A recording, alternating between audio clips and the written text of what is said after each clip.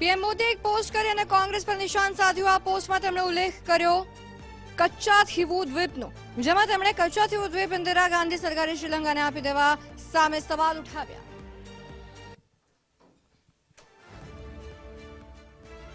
વડાપ્રધાન મોદી મેરઠની મુલાકાતે ઉત્તર પ્રદેશમાં લોકસભા ચૂંટણીના પ્રચારની કરી શરૂઆત। જયંત ચૌધરીના સમર્થનમાં કર્યો પ્રચાર પ્રસાર।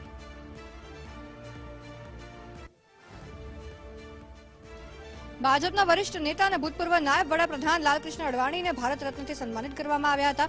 રાષ્ટ્રપતિ દ્રૌપદી મુર્મુએ અડવાણીના નિવાસસ્થાને જઈને ભારત રત્ન એવોર્ડથી તેમને સન્માનિત કર્યા।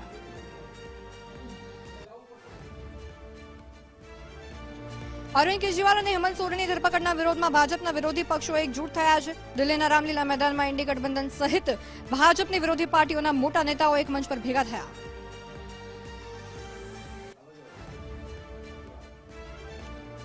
એક તરફ આમ આદમી પાર્ટી સહિતના વિપક્ષો દિલ્હીના રામલીલા મેદાનમાં એકઠા થયા, ત્યારે ભાજપે આ મહારેલી પર પ્રહાર કર્યા છે। ભાજપે કહ્યું કે જૂના ગુના છુપાવવા માટે જેઓ એકબીજા પર પ્રહાર કરતા હોય તેઓ અત્યારે એકજૂટ થઈ ગયા છે। મહાસંમેલનમાં રાહુલે કહ્યું ભાજપ બંધારણને કેમ ખતમ કરવા માંગે છે, કારણ કે તેઓ તમારી પાસેથી તમારા પૈસા છીનવી લેવા માંગે છે।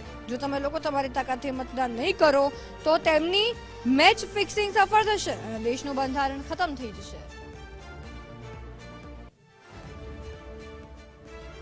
મહારેલીમાં કેજરીવાલના પત્ની સુનીતા કેજરીવાલે રેલીને સંબોધતા કહ્યું કે મોદીજીએ મારા પતિને જેલમાં ધકેલી દીધા। તમારા કેજરીવાલને લાંબા સમય સુધી તેઓ જેલમાં રાખી શકશે નહીં। તમારા કેજરીવાલ સિંહ છે, કરોડો લોકોના મનમાં વસે છે।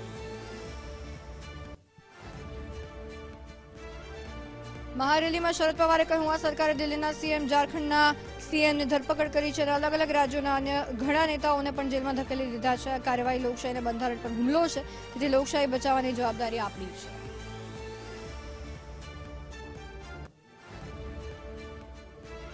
મહાસંમેલનમાં સપા પ્રમુખ અખિલેશ યાદવે કહ્યું કે આ રામલીલા મેદાન એક ઐતિહાસિક મેદાન છે। દિલ્હીમાં બેઠેલા શાસકો લાંબો સમય ટકશે નહીં। ભાજપે ઈડી, સીબીઆઈને ધમકી આપીને વિપક્ષને નબળું કરવાનું અને વધુમાં વધુ દાન ભેગું કરવાનું કામ કર્યું।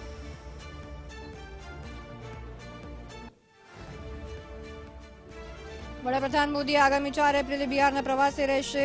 જમ્મુઈ ખાતે વિશાળ રેલીને કરશે સંબોધન। રેલીમાં એનડીએના ટોચના નેતાઓ પણ રહેશે ઉપસ્થિત।